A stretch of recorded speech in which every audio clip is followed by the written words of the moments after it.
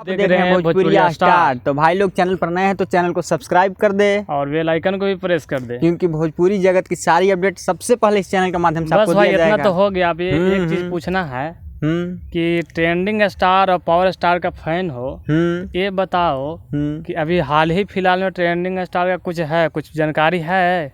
हाँ भाई, जानकारी तो है। मतलब जानकारी है, मतलब एक नंबर का मतलब जो हिट मशीन खेसारी लाल यादव हैं, जो मतलब कुछ बवाल मचाने वाले हैं कहीं पे।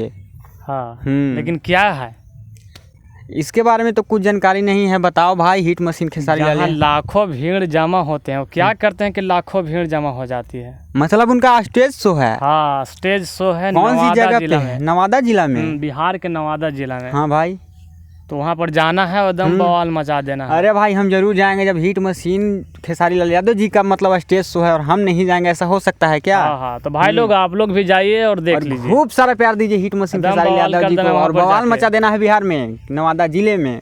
1 नवंबर के आप तैयार रहिए और जाइए और खूब सारा प्यार दीजिए हिट मशीन खेसारी लाल यादव जी को। इतना ही, फिर मिलते हैं अगले अपडेट के साथ। और